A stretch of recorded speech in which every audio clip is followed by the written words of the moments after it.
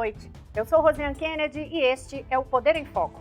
Neste mês de março, quando é celebrado o Dia Internacional da Mulher, a cada domingo eu vou entrevistar uma mulher poderosa. Hoje nosso foco é em economia e inovação e eu tenho o prazer de conversar com a cofundadora do Nubank, Cristina Junqueira. Engenheira com graduação e mestrado pela USP e MBA na Northwestern University dos Estados Unidos, ela trabalhou por anos como consultora em bancos tradicionais.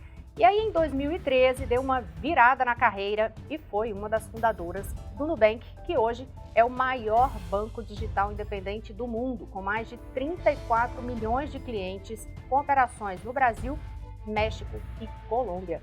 Cristina, boa noite. Muito obrigada, viu, por arrumar esse tempo. Imagino na sua agenda muito corrida para conversar com a gente. Boa noite.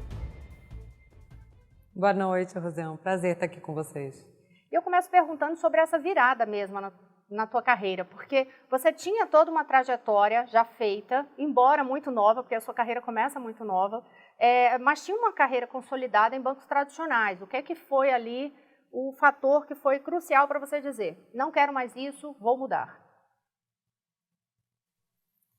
Pois é, não foi uma decisão fácil, foi sem dúvida assim, um risco, né, que eu tomei, mas chegou num momento da minha trajetória que eu olhava para frente e eu não me reconhecia mais naquilo, não acreditava mais nas pessoas, eu não via um propósito do que eu estava fazendo, né?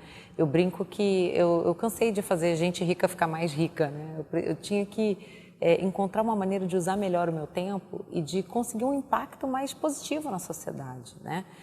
Então eu me vi num momento assim que eu não tinha referências pessoais, eu não tinha pessoas que eu admirava e não acreditava mais no que eu fazia. E aí, apesar, como você comentou, de estar numa carreira bem-sucedida, eu pedi demissão no dia que eu recebi o maior bônus da minha vida, mas aquilo para mim já não tinha um significado, né? Então eu tomei um tempo para pensar no que eu queria fazer, para entender qual realmente seria o melhor uso, mais produtivo, né, do meu tempo, pensando no impacto que eu poderia ter na vida das pessoas. E ainda bem, porque foi nesse período, né, depois de eu ter pedido demissão, que eu conheci o meu sócio, Davi Vélez, que é o nosso CEO aqui no Nubank, e tive a oportunidade de começar essa história aí com ele. Agora, vou começar antes da gente seguir mesmo tocando essa entrevista, porque vão entrar termos, com certeza, nesta conversa, que muitas vezes são termos que não são conhecidos por todos. Então, eu já vou pedir para você ajudar a gente em umas traduções. Primeiro, Nubank. Nubank é uma fintech, portanto, aí uma empresa de inovação financeira. E a gente vai falar também de unicórnio, decacórnio, o Nubank que já foi além da condição de decacórnio. Então, me ajuda só para deixar bem claro. O Nubank é banco, mas é uma fintech. Explica isso para o nosso público. Claro. A gente tem várias funções parecidas com a de um banco, no sentido de que as pessoas podem abrir uma conta, pedir um cartão de crédito, né? Mas a gente gosta de pensar que a gente não é um banco, a gente é, na verdade, uma empresa da área de tecnologia que hoje está atuando no setor financeiro, né? Que está usando aí tecnologia, design, toda essa parte de dados também para simplificar a vida das pessoas no quesito financeiro, né? E as empresas que usam tecnologia para esse setor, elas são chamadas de fintech, como você colocou. E muitas delas, em função do impacto que elas têm tido, do tamanho que elas têm alcançado em relação ao número de clientes, elas têm atingido valores de mercado bastante altos, né? E unicórnio é o nome que a gente dá para uma empresa que vale mais de $1 bilhão. Decacórnio é o nome que a gente dá para empresas que valem mais do que $10 bilhões, que foi uma marca também que o Nubank já atingiu, mas na nossa rodada mais recente, a gente já passou a marca de $25 bilhões. E hoje o Nubank é a única empresa brasileira entre as 10 startups mais valiosas do mundo. E é também a única empresa que tem uma cofundadora mulher. Pois é, então agora a gente volta para essa pauta, mulher, cofundadora mulher, num ambiente financeiro que a gente sabe que é um ambiente absolutamente masculino. E tem uma curiosidade, quando você fundou o Nubank, ali em 2013, você estava grávida da sua primeira filha, você estava na sua primeira gravidez. De que forma isso impactou, tanto na decisão de mudar de carreira, como também na própria formatação da criação do Nubank? Realmente foi um momento bem desafiador, né? Eu costumo dizer que o Nubank ele é irmão gêmeo da minha filha, né? São os meus 2 bebês gêmeos aí, porque a Alice ela nasceu no mesmo mês que a gente lançou o nosso primeiro produto, que foi o cartão de crédito, né? E foi também o mesmo mês que a gente levantou a nossa primeira grande rodada de investimento, né, da Série A. E foi um processo realmente bem desafiador. Claro que isso colocou ali algumas condições inesperadas, né, nessa nossa trajetória de empreendedorismo. Uma das coisas, por exemplo, inusitadas, né, que essa trajetória acabou trazendo, foi que eu tive que ir com os meus sócios, né, grávida de 7 meses, de barrigão, lá para os Estados Unidos, lá para o Vale do Silício, né, para falar com os investidores, para propor para eles investirem no Nubank, né? E você pode imaginar qual foi a surpresa deles de ver uma mulher, né, que já não é algo muito comum, grávida, né, no terceiro trimestre de 7 meses já, ali falando da empresa, né, e realmente propondo essa rodada de investimento. É algo que se vê muito pouco nesse mercado, mas que também foi uma sinalização muito forte para eles, né, para esses investidores, do meu compromisso com essa empresa, né, do quanto eu estava comprometido em fazer isso dar certo. Você tem até uma capa de revista, né? Você foi capa da revista e é bem marcante, assim, toda de preto, com a barriga imensa. E assim, já dava aquela sensação de como é que ela está conseguindo conciliar tudo, como é que é possível. Pois é, essa capa, ela saiu exatamente há um ano atrás. Eu tirei essas fotos 3 dias antes da minha segunda filha nascer, né? Eu estava realmente já de 9 meses, estava na 40ª semana já estava de 40 semanas. Ela podia nascer a qualquer minuto.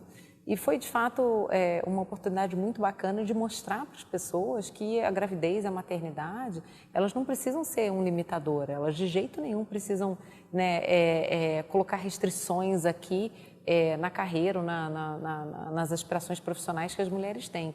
Tem uma frase que eu costumo usar, eu costumo dizer que a mulher grávida é o mamífero mais eficiente do planeta Terra, né?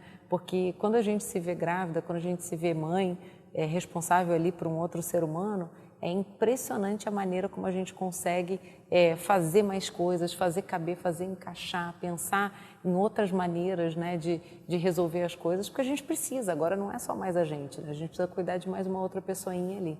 Então, eu acho que a maternidade tem muito a ensinar para a gente, inclusive sobre a nossa capacidade, né, que é muito maior muitas vezes do que a gente pensa. Mas você tem uma trajetória grande nessa área financeira. Você descobriu algum talento depois da maternidade que você nem desconfiava que tinha? Com certeza, né? Eu acho que eu costumo falar dessa questão da eficiência, né? Mas isso é uma combinação de diversos fatores, né? Dessa capacidade de você atuar em múltiplas frentes, né? Então, assim, você está pensando, claro, no trabalho, nas diversas coisas do trabalho que você precisa fazer, mas você está pensando no caso da grávida, né? Você está pensando na consulta que você tem, você está pensando no quartinho do bebê que você precisa montar, você está pensando no que você precisa falar com o marido sobre como que vai ser a rotina em casa, você precisa pensar na preparação toda, né, para o parto. Então, essa questão de você trabalhar múltiplas coisas ao mesmo tempo, sem dúvida foi algo que se acentuou muito para mim com a maternidade. A outra coisa é você realmente ter uma preocupação muito maior com o autoconhecimento e com as suas próprias atitudes, né? Porque os filhos, eles acabam espelhando muito do que a gente é. Então, é ainda mais importante a gente ter consciência, né, dos nossos defeitos, inclusive, né, e trabalhar para ser uma pessoa melhor a cada dia, porque esse exemplo está ali, né, para os filhos. Então, sem dúvida, a maternidade me ensinou muita coisa. Cristina, nessa tua fundação do banco e nesse dia a dia, como você já ressaltou aí, foram 2 gravidezes. De que forma você acha que isso terminou impactando no próprio grupo de trabalho do Nubank? Porque, às vezes, a mulher, no mercado de trabalho, ela fica com medo de engravidar, de ter a carreira interrompida. De alguma forma, você viu isso se refletir em as mulheres terem mais coragem ou, de repente, começar a pensar de uma forma mais animada em ter o primeiro filho já dentro da instituição? Bom, Rosiane, excelente pergunta. Eu gosto muito de acreditar que tem muita coisa que hoje, da maneira como a gente faz no Nubank, é porque eu também estava aqui desde o começo, porque tanto eu como os meus sócios também sempre acreditamos muito na diversidade como um valor, né? A gente sempre acreditou que se a gente fosse ter 5 pessoas iguais, que se parecem, né, que têm histórias parecidas, que estudaram nos mesmos lugares, trabalharam nos mesmos lugares, que essas 5 pessoas elas iam ter as mesmas ideias. Então, a gente não precisava de 5, bastava uma, né? Então, desde o começo, a gente sempre teve essa cabeça aberta de querer realmente, de buscar pessoas com perspectivas diferentes, com formações diferentes, com histórias de vida diferentes, né? E o próprio fato de eu ser a única brasileira entre os sócios, né, a única mulher e tal, acho que já trouxe alguma coisa disso para a mesa. Né? Ao longo do tempo, sem necessariamente ser super intencional, o Nubank já caminhou para ser uma das organizações mais diversas que existem hoje na América Latina. A gente não tem conhecimento de nenhuma instituição, nem em tecnologia, nem no setor financeiro, que tenha 42% da sua equipe formada por mulheres, que é o caso do Nubank hoje, e nem 39% das posições de liderança formada por mulheres. E a gente sabe que isso se reflete também, você comentou essa questão da maternidade, né? Vou te dar uma estatística aí que é bem fácil de comparar e ver a diferença que a gente conseguiu fazer aqui dentro do Nubank. No mercado hoje brasileiro, só 40% das mulheres que trabalham em empresas que oferecem a opção da extensão da licença maternidade de 4 para 6 meses optam por essa extensão, né? Esse número no Nubank é de 93%. Ou seja, quase todas as mulheres optam por estender sua licença maternidade, sabendo que isso não vai ser um problema, não vai ser um ponto negativo nas suas carreiras, pelo contrário, que elas continuarão se desenvolvendo aqui. E a gente tem um histórico aí de muitas mulheres, inclusive, que foram promovidas logo que voltaram da sua licença maternidade aqui no Nubank. Essa questão da diversidade, como eu falei, sempre foi um valor muito grande para a gente. Apesar da gente já ter números melhores do que qualquer outra instituição no mercado, a gente tem o compromisso de continuar avançando. Então, hoje no Nubank, o nosso compromisso é de chegar em 50% de mulheres, seja no número total de funcionários, seja nas posições de liderança, no máximo até 2025, idealmente antes, né? E esse é um compromisso que a gente está assumindo não só na igualdade de gênero, mas também em aumentar a diversidade racial, né?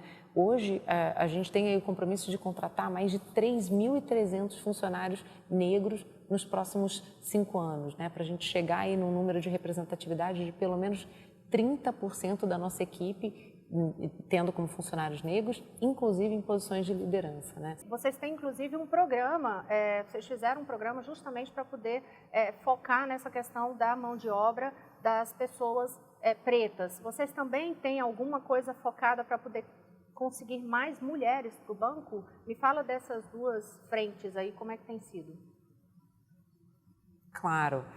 Então, no caso dos incentivos, né, para a gente aumentar a diversidade racial, a gente tem diversos programas de formação que vão formar, por exemplo, a gente vai formar mais 1.000 jovens, né, negros aí nos próximos 2 anos para carreiras em tecnologia. A gente vai formar 250 mulheres negras em condições de vulnerabilidade, também no setor de tecnologia, para serem desenvolvedoras.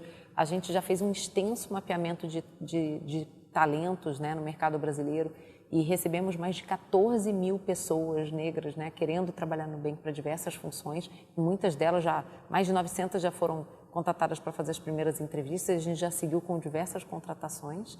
E no âmbito das mulheres, a gente tem reforçado também, seja em eventos, né, a gente faz eventos muito focados principalmente para as áreas onde a gente tem menos representatividade. Então, por exemplo, dentro do time do Nubank, a gente tem uma área de finanças, onde historicamente o percentual de mulheres é menor. Ou a gente tem também dentro da área de engenharia de software, né, onde historicamente o percentual é menor. Então, quando a gente compara, por exemplo, com empresas do Vale do Silício, que estão trabalhando essa questão de gênero há muitos anos, e com muitos investimentos, com aí dezenas, se não centenas de milhões de dólares nessa questão, eles chegaram em cerca de 12% dos funcionários dentro do escopo de tecnologia são mulheres. No Nubank, a gente já tem 20%. E a gente faz eventos específicos de recrutamento, a gente tem iniciativas justamente para atrair mais mulheres para esse tipo de carreira, assim como as iniciativas de formação que eu também citei. Tem alguma meta de contratação para este ano? Para esse ano a gente deve contratar mais de 1.000 pessoas e certamente mais da metade delas devem ser mulheres e pessoas negras também esse ano. Isso é parte de um plano mesmo. E é importante falar. É uma grande estratégia. É importante citar que a gente tem iniciativas também não só de contratação, porque contratação é super importante, claro, para a gente aumentar a representatividade, mas a gente também tem muitas iniciativas de desenvolvimento dentro da empresa, né? Porque é importante que a gente traga essas pessoas, a gente aumente essa diversidade, mas a gente também ofereça um ambiente inclusivo, onde as pessoas sintam que elas podem ser elas mesmas e que as carreiras delas vão continuar se desenvolvendo. E aí é que entram iniciativas como programas de treinamento, programas de mentoria, né, que a gente está criando e expandindo esse ano tanto para pessoas negras como para mulheres, né, e outros grupos subrepresentados. Então tem realmente um programa bastante extenso aí dentro dessa nossa estratégia de ter um Nubank cada vez mais diverso e inclusivo. Em relação a essa inclusão, já que a gente vem falando o tempo inteiro, né, é um ambiente muito masculino ainda, enfim, você sofreu algum assédio, algum tipo de preconceito? Olha, eu tenho 20 anos de carreira, né? Eu devo ter sofrido de tudo um pouco, desde situações mais de... que as mulheres, infelizmente, ao longo dos anos aí se acostumaram demais a ouvir, né? De piadinhas, né? De inconveniências, até situações de assédio mesmo, né? É muito triste saber que ao longo das últimas décadas, as mulheres elas simplesmente tiveram que ouvir caladas, né? Eu conto que quando eu comecei a minha carreira, a maneira de lidar com isso era de fingir que você não tinha ouvido, né? Do tipo, mudar de assunto, pensar em outra coisa, falar com outra pessoa, mas a gente não podia sequer confrontar, a gente não podia sequer falar que aquilo era um problema, né? Então, ainda bem que hoje, né, no mercado como um todo, a gente já está num momento, como sociedade, que as mulheres podem falar, olha, eu não quero esse tipo de tratamento, eu não tolero esse tipo de comentário, né? E realmente a gente tem aí muito mais canais, muito mais maneiras, né, de apontar discriminação, de apontar preconceito, de apontar condutas, né, até muitas vezes de assédio, que nunca deveriam ser toleradas. De onde que você acha que vem essa questão dentro das empresas? Não é nem de onde que vem, mas por que perdura isso, de as empresas ainda não conseguirem ter pelo menos essa equiparação, tanto em quantidade de cargos de lideranças ou de setores específicos, como também salarial, porque a questão salarial é outro problema. O salário da mulher ainda trabalha muito em determinadas áreas, termina fazendo muito mais ou precisando mostrar muito mais e não alcançar aquele mesmo patamar de salário para desenvolver a mesma função. Onde que você acha que ainda está o gargalo que precisa ser resolvido e se acredita que em quanto tempo o Brasil consegue superar essa fase? Olha, adoraria ter aqui a bola de cristal, né, e conseguir assim cravar uma data, né. Eu espero que o quanto antes. Acho que o importante são que as empresas continuem muito comprometidas com as iniciativas todas, como eu comentei, né, bem intencionais de reduzir, né, essa distância aí entre a progressão profissional, salarial, como você colocou, da mulher e dos homens, né, sem ações intencionais, né, de mentoria, de formação, né, iniciativas aqui que vão abrir mais oportunidades, inclusive nas áreas que são mais bem remuneradas, e muitas ações também de treinamento, de revisão de processos para retirar os vieses e os preconceitos das tomadas de decisão em relação a promoções, em relação à abertura de oportunidades, realmente a gente não vai ter um esforço. Então, é nessas ações que a gente tem que focar para tirar esse atraso, como você colocou, quanto antes. Mas você acha que é o caso de as empresas estabelecerem cotas ou prazos, como vocês estabeleceram agora? Até 2025 chegar a 50% do grupo de funcionários, 50% de mulheres. Você acha que tem que estabelecer cota até que se chega um momento que as cotas nem sejam mais necessárias, simplesmente a coisa flui? Acho que cada empresa pode encontrar a maneira que julga melhor, né? No nosso caso, a gente ter esses objetivos para a gente é fundamental. É muito difícil você gerir e realmente avançar em alguma coisa que você não está medindo, né? E muitas empresas sequer sabem, né, como que elas estão hoje posicionadas em relação à representatividade. Tem um dado recente que mostra que mais de 65% das empresas brasileiras não tem nenhuma pessoa, né, na equipe sequer pensando em termos de diversidade. Hoje no Nubank a gente tem um time que está crescendo agora para 18 pessoas, que é um time que mais que dobrou, que triplicou nos últimos 12 meses, né? Então a gente faz realmente um investimento muito consciente e acho que a gente está, no fim, liderando muito desse movimento, né? Tem muitas empresas que ainda estão numa fase bastante anterior, né? E a gente acredita muito em medir, em buscar esse resultado. Esse grupo de 18 pessoas que você se refere é uma espécie de comissão interna no banco que foca em buscar políticas específicas para a diversidade. E qual é essa atuação especificamente?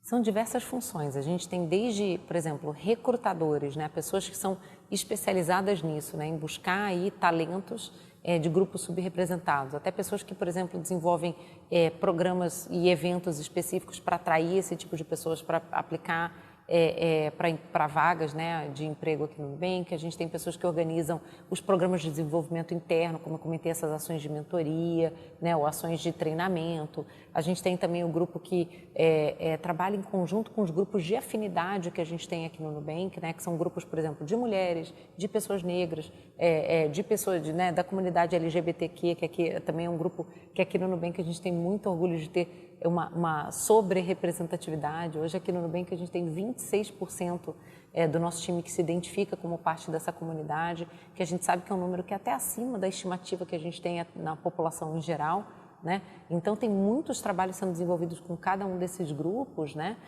Para garantir que as pessoas continuam se desenvolvendo e que a nossa organização seja um ambiente cada vez mais inclusivo para todo mundo poder ser quem é, né? Cristina, eu estou louca para entrar na pauta econômica e entender algumas questões do banco, mas para fechar essa parte de inclusão e essa parte de mulher, eu quero só saber se é verdade o seguinte: você nunca teve babá? 2 filhas e fundadora de um banco? Como assim? Pois é, não tive e não tenho, né? Tenho uma bebê ainda de 1 aninho. Então, eu como escolha, né, de família, eu fiz uma escolha junto com meu marido, da gente não ter uma babá em casa, né? Como eu trabalho muito, ele também, a gente, como família, tomou essa decisão de optar por exemplo, uma escola, né? No caso da minha filha mais velha, ela foi para o berçário, ela tinha mais ou menos 5 meses, né? Bem novinha. E o que a gente fazia nós dois, né? Eu e o pai dela, a gente sempre se dividiu muito bem em casa para cuidar dela. E aí de manhã eu levava ela no berçário, deixava ela durante o dia lá enquanto eu trabalhava no Nubank e saía do escritório no final do dia, buscava ela e à noite a gente dava jantar, dava banho, botava para dormir, enfim. Então era até um mecanismo de me forçar, né, me obrigar a estar em casa, a sair do escritório num determinado horário, porque eu falo que trabalho, gente, é infinito, assim, você sempre tem mais coisa para fazer. Então se você não tem uma maneira ali de realmente falar, nesse horário eu preciso ir, porque senão minha filha vai ficar lá me esperando, para mim ia ser muito difícil garantir esse tempo de qualidade com ela. Então foi uma escolha que a gente fez como família, mas eu tenho que ser justa e dizer que as avós ajudam, né? Principalmente a minha sogra, que nesse período de pandemia, inclusive com as escolas fechadas, acabou me ajudando muito aí com as meninas para poder também trabalhar. Faz toda a diferença, sem sombra de dúvidas. Agora, tem um outro ponto aí, essa questão do horário, essa flexibilização do horário, e isso é outra característica em relação à própria estrutura do Nubank. A minha dúvida é, você acha que isso é uma tendência no mercado de uma forma geral? Quer dizer, os trabalhadores terem mais o período livre, não ter que ser aquele horário preciso, tem que bater ponto tal hora, sair tal hora. Vocês deram uma repaginada nisso, né? Pois é, a gente tem poucas funções no Nubank que realmente exigem que as pessoas estejam no escritório em um determinado horário e tal, muitas relacionadas à parte da nossa operação, que precisa ser 24 horas por dia, 7 dias por semana, então a gente precisa saber que tem gente cobrindo em todos os horários, né? Mas a grande parte da nossa equipe que não está nessas funções tem mais flexibilidade, né? E cada time pode se organizar da maneira como achar que é mais conveniente, mais produtivo. Uma coisa que eu faço há muito tempo, que eu incentivo as minhas equipes, né, a fazerem, é pensar na sua rotina, na sua logística. Então, como eu comentei, né, minha filha no berçário e depois na escola cedinho, e eu também tinha que sair um pouco mais cedo para pegar lá na escola, eu fazia um horário diferente. Eu chegava no escritório, praticamente estava só eu chegava bem cedo, às vezes antes das 8 da manhã, eu já estava no escritório, né?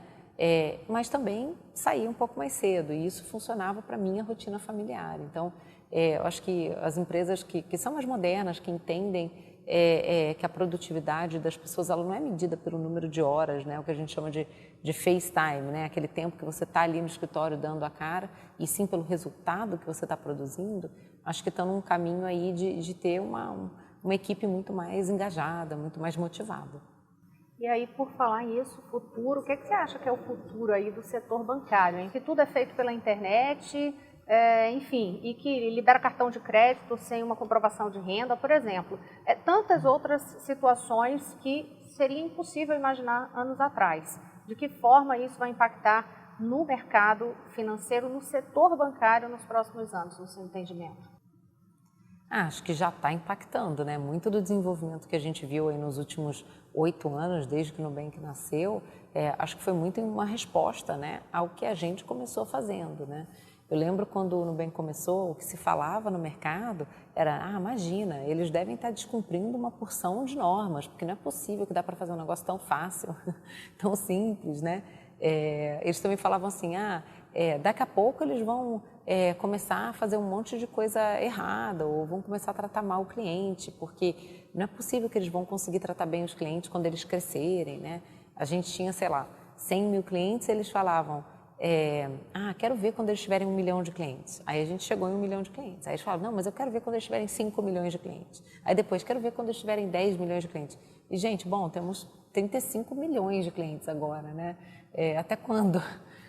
A gente já mostrou que dá sim, quando a gente usa tecnologia, quando a gente usa design e principalmente quando a gente tem toda uma equipe orientada a esse propósito, né? De acabar com a complexidade, de simplificar os processos, né? De realmente dar o controle de volta para o cliente, né? Dar para o cliente de volta a sua dignidade financeira, a gente consegue realmente fazer coisas que o mercado nunca imaginou. E eu acho que teve muitos avanços aí, está todo mundo correndo atrás do prejuízo depois de ver o nosso crescimento, é muito em função de que a gente mostrou que era possível, né? Se a gente não tivesse feito, não tivesse mostrado, talvez estivéssemos todos aqui ainda reféns das terríveis agências e portas giratórias, né? Esse modelo tradicional de banco, você acha que ele está fadado ao encolhimento? Eu não diria o fechamento, olha, mas é um encolhimento. A gente já está vendo esse encolhimento, né? Em termos de crescimento, está difícil para o modelo tradicional. De novo, não tenho bola de cristal, mas pelo ritmo do nosso crescimento, pelas mudanças que a gente está vendo no mercado, acho que é difícil argumentar que não vai encolher. Mas fechar nunca. É a bola de cristal, né? Talvez a gente avance o suficiente no tempo que alguns modelos de fato não se justifiquem mais e acabem fechando, vai saber, né? A gente está trabalhando aqui para que os clientes cada vez mais vejam valor no nosso produto, né? E se isso como consequência acabar esvaziando outras instituições, é uma consequência aí da concorrência, né? E de um mercado onde idealmente o melhor produto vence.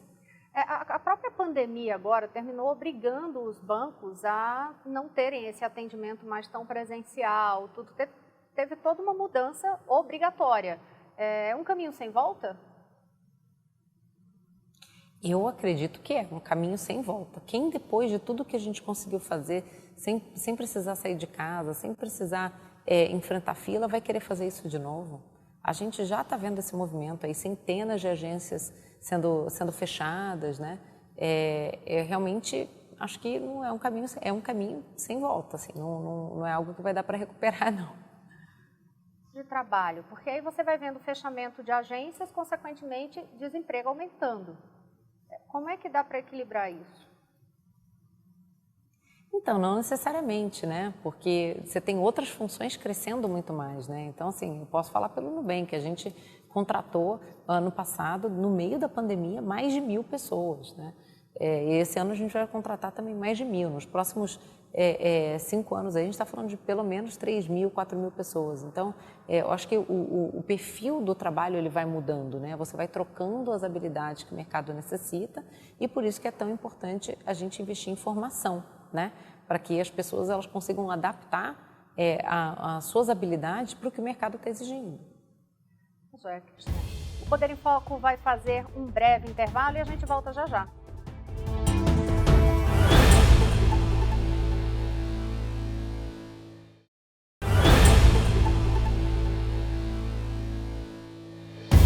Estamos de volta com o Poder em Foco. Nesta edição, eu entrevisto a cofundadora do Nubank, o maior banco digital independente do mundo, Cristina Junqueira. Cristina, concorrência agora. Qual é o maior concorrente do Nubank hoje? Os nossos concorrentes continuam sendo os bancos tradicionais, né? Os clientes que vêm para o Nubank, normalmente eles já têm algum acesso né? Eles não estão assim completamente subbancarizados, né? Embora, por exemplo, 20% deles não tinham ainda, por exemplo, acesso a cartão de crédito, né? Mas hoje a gente ainda vê que a grande parte da população ainda está atrelada àqueles modelos mais antigos de produto, né? A gente tem hoje no Brasil R$ 1 trilhão na poupança, por exemplo, que é um mecanismo de investimento que a gente sabe que é subótimo, né? A gente sabe que tem produtos muito superiores, mesmo com baixo risco. Então, acho que o nosso grande concorrente é essa inércia aí, né, das pessoas que às vezes ainda estão aí um pouco apegadas aos bancos tradicionais, que a gente sabe que não são as melhores opções. Quem é o público hoje principal do Nubank? Assim, vocês têm uma estatística sobre faixa etária, por exemplo? Claro. Então, a gente começou atendendo um público, na média, um pouco mais jovem, né? Mais orientado à tecnologia.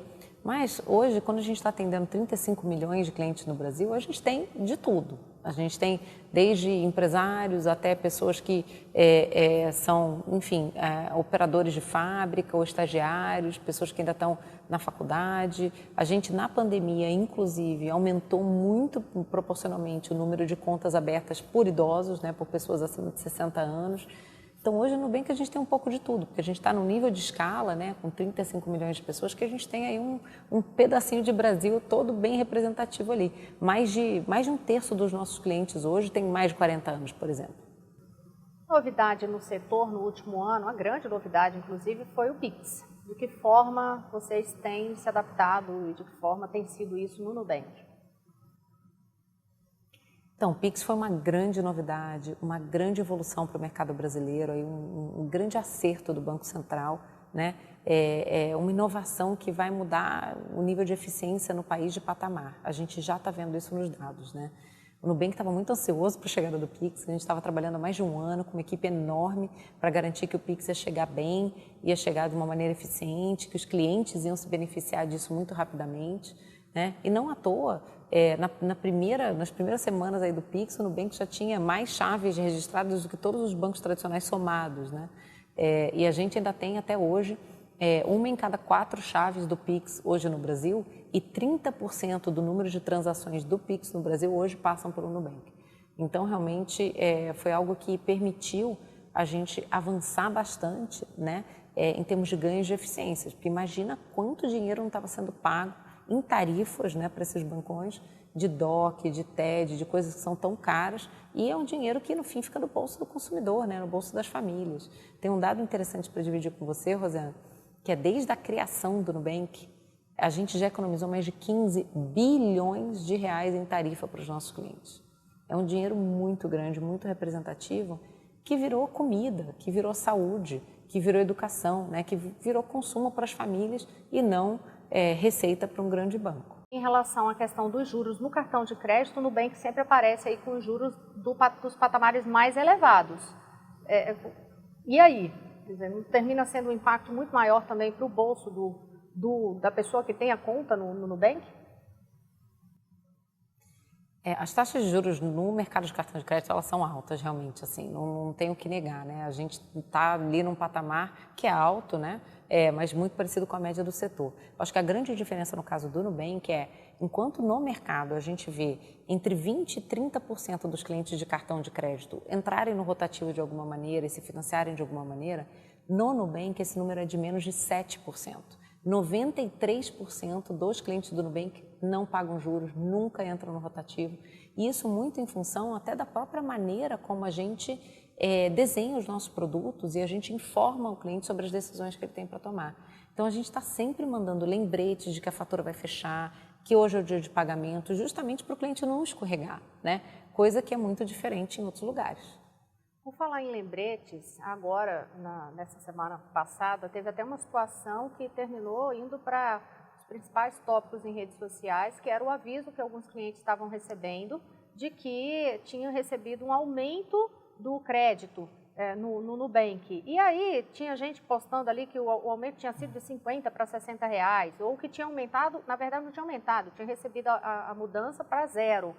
O que é que foi isso? Um mecanismo automático? Enfim, explica para a gente o que é que foi, porque realmente bombou na internet isso. Pois é, a gente, como a gente tem uma presença muito grande, né, nas redes sociais e os nossos clientes, eles têm um hábito de comportamento mais digital, acaba que muito do que a gente faz chega nas redes sociais muito rápido. Mas sim, a gente tem vários processos automatizados que estão o tempo todo, né, rodando, analisando as diversas variáveis. Então, assim, a cada dia, cada transação que o cliente faz com o cartão, no dia do pagamento da fatura dele, tudo isso vai alimentando os nossos modelos que são automáticos, sempre, né, tentando ver qual é o melhor limite que a gente consegue entregar para esse cliente. Então, tem diversas comunicações aí automáticas que estão acontecendo o tempo todo, né, e refletindo aí na maneira como os clientes se comunicam nas redes sociais. Mas o nosso objetivo é sempre esse, é sempre tentar calibrar melhor o limite, né, que normalmente os clientes querem mais, né, e nem sempre a gente pode dar, mas para a capacidade de pagamento desse cliente e, de novo, dar o controle, como eu falei. Então, assim, a gente normalmente avisa o cliente que ele tem um novo limite máximo disponível, mas ele precisa tomar lá a decisão de aceitar aquele limite máximo. Se ele não quiser aceitar, por exemplo, ele não precisa.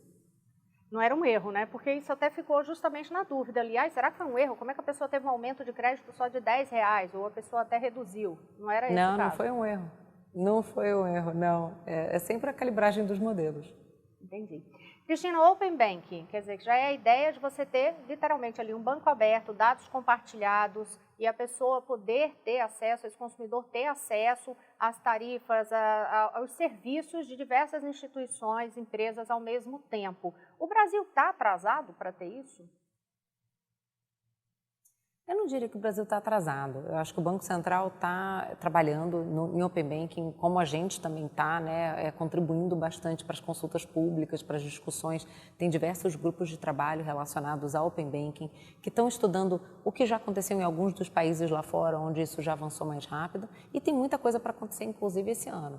E vai ser um processo muito importante para o setor no Brasil, né, e que vai ter reflexos muito positivos para a sociedade. Então, como você colocou, no Open Banking, né, nessa questão aberta, o cliente, né, o consumidor, ele vai ter muito mais controle sobre a sua vida financeira, porque ele vai poder pegar o seu histórico, pegar suas informações, os seus dados, o seu histórico de bom pagador e levar para a instituição que ele quiser.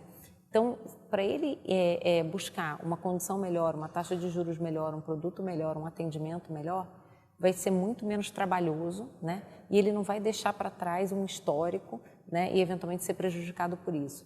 Então a gente acredita que isso vai ser um grande estímulo à concorrência e que indiretamente vai trazer produtos melhores, mais eficientes, menores tarifas e menores taxas de juros.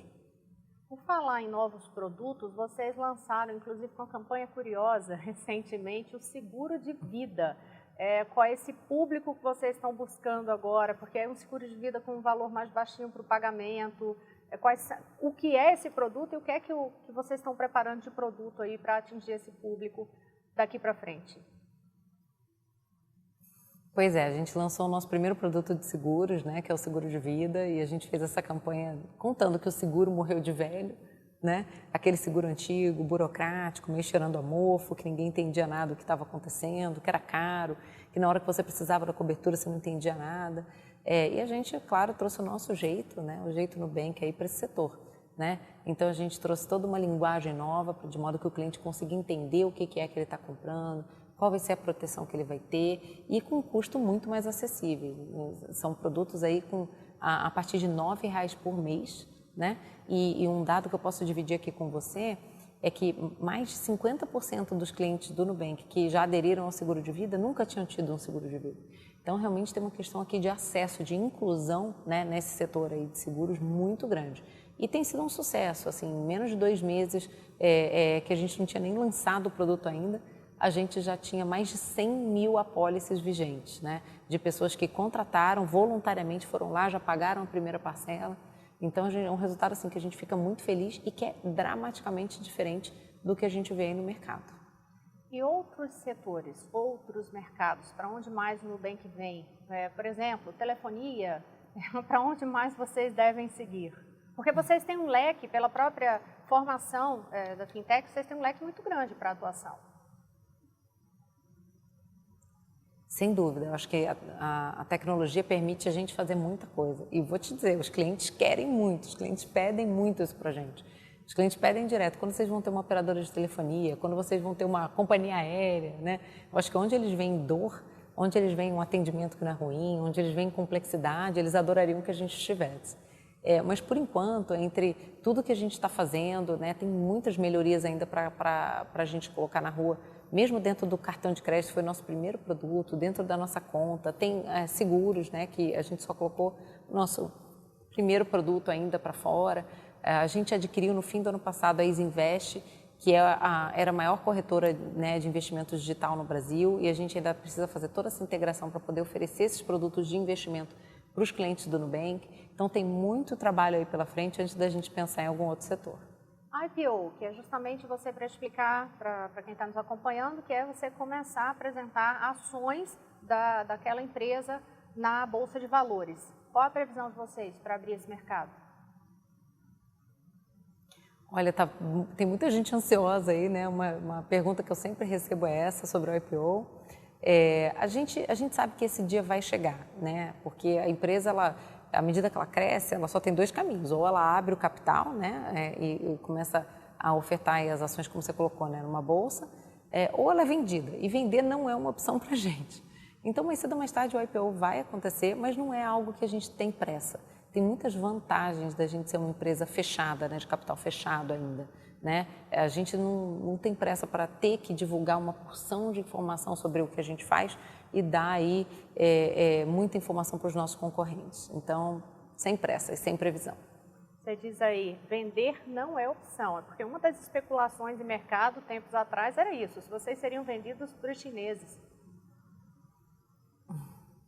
Pois é, não, vender não é uma opção. Continuamos aqui muito comprometidos, eu, os meus sócios, esse é o nosso projeto de vida.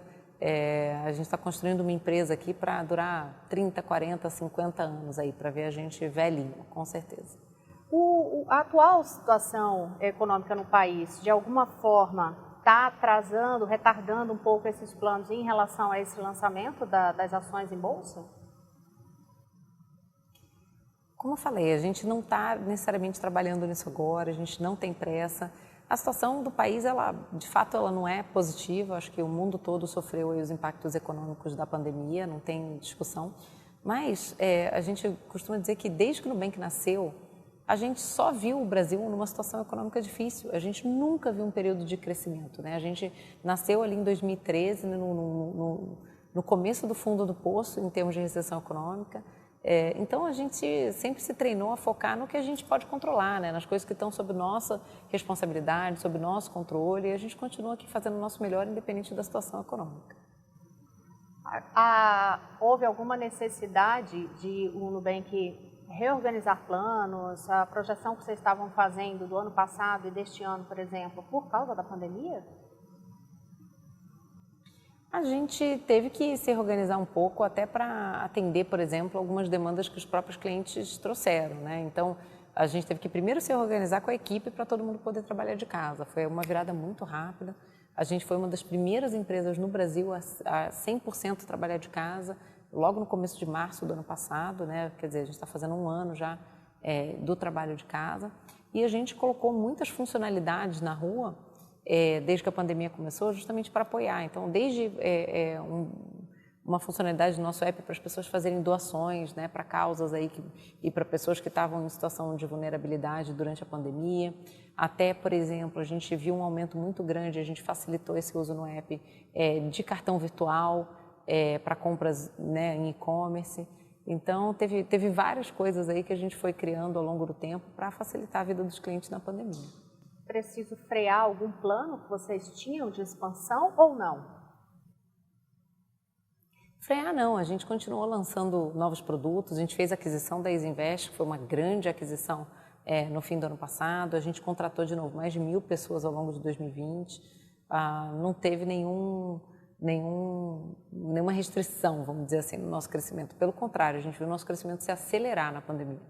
Foi um dos poucos setores, né, que viram exatamente o crescimento nesse caso, né? Como foi, por exemplo, a construção civil. Estava tudo encolhendo, a construção civil disparou. E aí, no caso de vocês, vem mesmo nessa linha, até por causa da própria tecnologia, né, Cristina? Imagino. Toda essa facilidade da tecnologia. Sim. Hoje ainda estão 100% dos trabalhadores em casa? Olha, hoje estamos eu e uma pessoa da minha equipe aqui no Nubank gravando com você.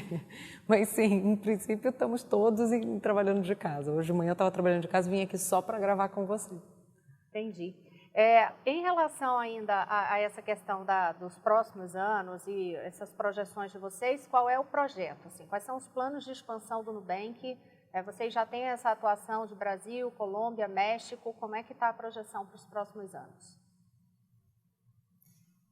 A gente está bastante otimista porque os clientes continuam, né, demandando bastante a gente. Então, assim, dei o exemplo de seguros que a gente acabou de colocar na rua e a gente viu uma demanda realmente muito intensa, né? E é nisso que a gente pretende focar agora 2021 e 2022. A gente está apenas no começo em diversos, né, verticais aqui no Brasil. Então, quando a gente pensa, por exemplo, em seguros, em investimentos, ainda tem muita coisa para a gente fazer. E mesmo fora do Brasil, no México, a gente acabou de lançar.